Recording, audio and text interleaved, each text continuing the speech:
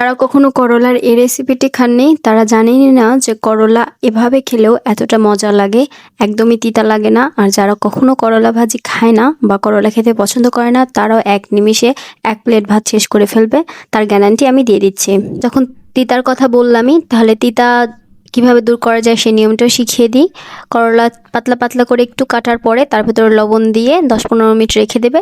তারপর এটা ভালো করে পানি দিয়ে ধুয়ে ফেলবে, তাহলেই তিতা অনেকটা কমে যাবে। এরপর আমি নিয়ে নিচ্ছি আলুগুলো একটু চিকন চিকন করে কেটে নিয়েছি। অনেক বেশি চিকন করতে হবে এরকম কোনো ইয়ে নেই, যে যেরকম পারবে সেরকমভাবেই করতে পারো। তারপর পেঁয়াজ নিয়ে নিয়েছি, আর এখানে আমি করলাটা ধুয়ে নিলাম। ধুয়ে নিয়ে একটা ছিদ্রযুক্ত পাত্রে আমি রেখে দিচ্ছি যাতে পানিগুলো একটু ঝরে যায়, কেননা এটা তেলের ভেতরে দেওয়া হবে। গরম তেলের ভেতরে পানি সহ দিলে ছিটে গায়ে আসতে পারে, তো সেক্ষেত্রে তোমরা অবশ্যই এটা করে নেবে। এরপর আমি নিয়েছি এখানে লোহার কড়াইটাই অবশ্যই তোমাদের নিতে হবে, না হলে এখানে তেলে অতিরিক্ত গরম হয়ে যাবে, কালারটা চলে আসবে, কিন্তু ভেতরটা ভালো করে হবে না। তো অবশ্যই লোহার কড়াইটা নিবে। তো আমি এখানে শুকনা মরিচটা ভেজে নিচ্ছি। তারপর আমি দিয়ে দিয়েছি এখানে আলুগুলো আমি কুচি কুচি করে কেটেছিলাম। তো এটা হতে বেশি একটা সময় লাগবে না, তবে আমি ভালো করে তেলের ভেতরে এগুলো ভেজে নিচ্ছি। লোহার কড়াই যদি ব্যবহার করো তাহলে একটা সুবিধা হবে যে এটা আস্তে আস্তে কালার ধরবে এবং ভেতরটা ভালোভাবে মুচমুচে হয়ে যাবে। তবে অন্য কোনো কড়াইয়ে করতে গেলে এটা তাড়াতাড়িভাবে কালার ধরে যায়, কিন্তু ভেতরে অতটা মুচমুচে হয় না। আচ্ছা, আমি আলুটা ভাজা হয়ে গেছে, কথা বলতে বলতে আমি এটা এখন তুলে নিচ্ছি। এরপর আমি দিয়ে দিয়েছি করলা দিয়ে একটু টাইম নিয়ে এটা ভাজতে হবে।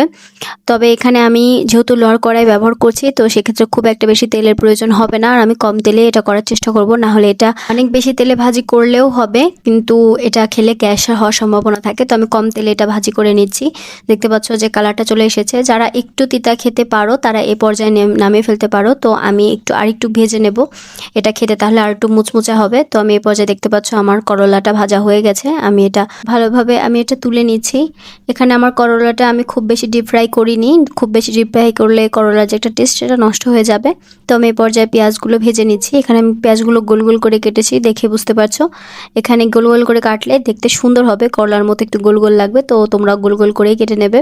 এ পর্যায়ে আমার পেঁয়াজটা ভাজা হয়ে গেছে, এগুলো এখন আমি তুলে নেব। পেঁয়াজগুলো আমি সবার শেষে ভেজে নিলাম, কেননা পেঁয়াজ তাড়াতাড়ি মুচমুচে নষ্ট হয়ে যেতে পারে। তো যেহেতু করলা একটু টাইম নিয়ে ভাজতে হয়, তো সেই কারণে আমি পেঁয়াজটা সবার শেষে ভেজেছি।